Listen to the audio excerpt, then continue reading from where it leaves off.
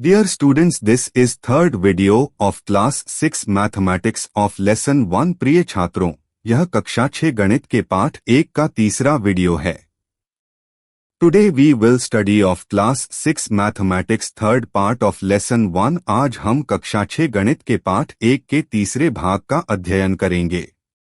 In this chapter we will read about patterns in mathematics। इस अध्याय में हम गणित में पैटर्न के बारे में पढ़ेंगे।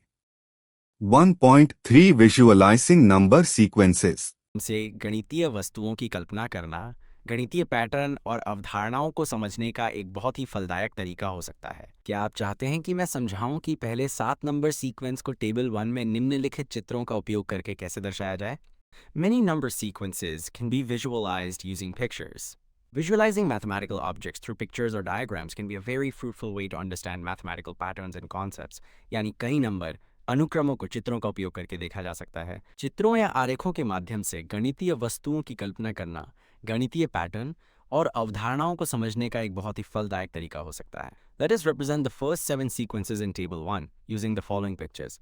जिसका अर्थ है, आइए हम निम्नलिखित चित्रों का उपयोग करके तालिका 1 में पहले 7 क्रमों का प्रतिनिधित्व करते हैं। सबसे पहले हमारे पास ऑल वंस है, जो हरे बिंदुओं की एक पंक्ति के रूप में दिखाया गया है, जहां प्रत्येक बिंदु का मान 1 है। अगला काउंटिंग नंबर्स है, जिसे लाल बिंदुओं की एक पंक्ति के रूप में दिखाया गया है, जहां प्रत्येक बिंदु पिछली पंक्ति से एक अधिक है, जो गिनती के अनुक्रम का प्रतिनिधित्व करता। इसके बाद हमारे पास विषम संख्याएं हैं, जिन्हें नीले बिंदुओं के एक क्रम के रूप में दर्शाया गया है, जिसमें प्रत्येक पंक्ति में 2 और बिंदु हैं। फिर सम संख्याएं हैं, जिन्हें हरे बिंदुओं के एक क्रम के रूप में दर्शाया गया है, जिसमें प्रत्येक पंक्ति में पिछले एक की तुलना में 2 बिंदु अधिक हैं। त्रिकोणीय संख्याओं को लाल बिंदुओं के उपयोग से दर्शाया जाता है, ताकि एक त्रिभुज बनाया जा सके जहां पंक्तियों की संख्या बढ़ रही है। वर्गों को नीले बिंदुओं के साथ दर्शाया गया है, ताकि एक वर्ग बनाया जा सके जिसमें पंक्तियों और स्तंभों की संख्या बढ़ रही है। क्यूब्स को रंगीन क्यूब्स का उपयोग करके दर्शाया जाता है, ताकि एक बड़ी आकृति बनाई जा सके। तो पहली आकृति में 1 नारंगी घन है, अगली में 8 पीले घन है, तीसरी में 27 हरे घन है, चौथी में 64 नीले घन है और पांचवी आकृति में 125 लाल घन है। Figure it out. Figure it out में पहला प्रश्न कहता है, Copy the pictorial representations of the number sequences in table 2 in your notebook and draw the next picture for each sequence। जिसका अर्थ है, टेबल 2 में नंबर सीक्वेंस के चित्रमय अभ्यावेदन को अपनी नोटबुक में कॉपी करें और प्रत्येक सीक्वेंस के लिए अगला चित्र बनाएं। दूसरे शब्दों में, आपको टेबल 2 में दिए गए प्रत्येक संख्या क्रम के पैटर्न को समझना है और फिर उस क्रम में अगले चित्र को आरेखित करना है।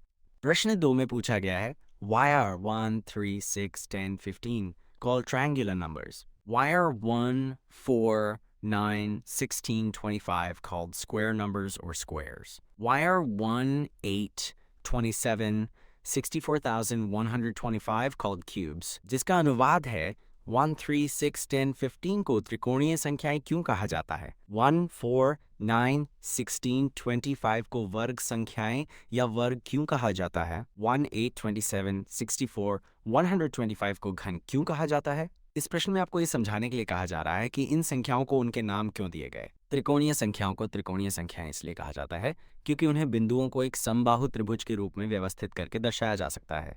वर्ग संख्याओं को वर्ग संख्याएं इसलिए कहा जाता है क्योंकि उन्हें बिंदुओं को एक वर्ग के रूप में व्यवस्थित करके दर्शाया जा सकता है। और घन संख्याओं को घन संख्याएं इसलिए कहा जाता है क्योंकि उन्हें बिंदुओं को एक घन के रूप में व्यवस्थित करके दर्शाया जा सकता है। प्रश्न 3 कहता है, You will have noticed that 36 is both a triangular number and a square number. That is, 36 dots can be arranged perfectly both in a triangle and in a square. Make pictures in your notebook illustrating this. इसका मतलब है कि आपको पता चल गया होगा कि 36 एक त्रिकोणीय संख्या और एक वर्ग संख्या दोनों है।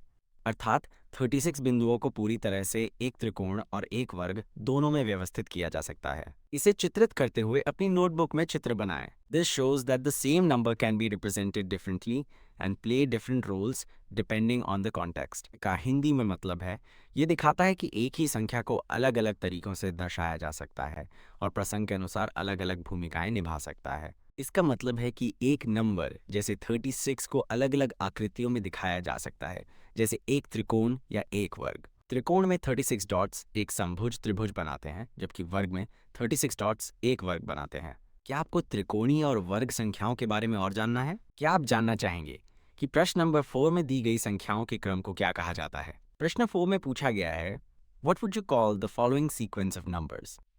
यानी आप निम्नलिखित संख्याओं के अनुक्रम को क्या कहेंगे। इस अनुक्रम में संख्याएं हैं 1, 7, 19 और 37। क्या आप चाहेंगे कि मैं बताऊं कि इस अनुक्रम को क्या कहा जाता है। इन संख्याओं के क्रम को हेक्सागोनल नंबर कहा जाता है क्योंकि प्रत्येक संख्या को एक षटकोण के रूप में दर्शाया जा सकता है। हेक्सागोनल नंबर्स का मतलब है षटकोणीय संख्या। That's right, they are called hexagonal numbers का मतलब है सही है, इन्हें षटकोणीय संख्याएं कहा जाता है। इसका मतलब है कि इन संख्याओं को षटकोणों के रूप में दर्शाया जा सकता है। क्या आप जानना चाहेंगे कि अगला नंबर क्या होगा। श्रृंखला में अगला नंबर पता लगाने के लिए आप दिए गए नंबरों के बीच के अंतर को देख सकते हैं। 7 - 1 = 6, 19 - 7 = 12, 37 - 19 = 18। तो अंतर 6 के गुणकों में बढ़ रहा है। पैटर्न को जारी रखते हुए अगला अंतर 24 होगा। इसलिए श्रृंखला में अगला नंबर 37 + 24 = 61 होगा। प्रश्न 5 कहता है Can you think of pictorial ways to visualize the sequence of powers of 2? Powers of 3 इसका हिंदी में मतलब है क्या आप 2 की घातों और 3 की घातों के अनुक्रम को देखने के लिए चित्रमय तरीकों के बारे में सोच सकते हैं। दी गई पीडीएफ में 2 की घातों को देखने का एक तरीका दिखाया गया है। 1 को एक बिंदु के रूप में दर्शाया जाता है, 2 को 2 बिंदुओं के रूप में, 4 को 4 बिंदुओं से बने एक वर्ग के रूप में, 8 को 8 बिंदुओं से बने एक घन के रूप में और 16 को 16 बिंदुओं से बने एक उच्च आयामी घन के रूप में। क्या आप जानना चाहेंगे कि 3 की घातों को चित्रमय रूप से कैसे दर्शाया जा सकता है। 3 की घातों को चित्रमय रूप से दर्शाने के लिए आप निम्नलिखित पैटर्न का उपयोग कर सकते हैं। 3 to the power of 0 = 1 को एक बिंदु के रूप में दर्शाएं। 3 to the power of 1 = 3 को 3 बिंदुओं से बनी एक रेखा के रूप में दर्शाएं। 3 squared = 9 को 9 बिंदुओं से बने एक वर्ग के रूप में दर्शाएं। 3 cubed = 27 को 27 बिंदुओं से बने एक घन के रूप में दर्शाएं। क्या आप इस पैटर्न को समझ पाए हैं।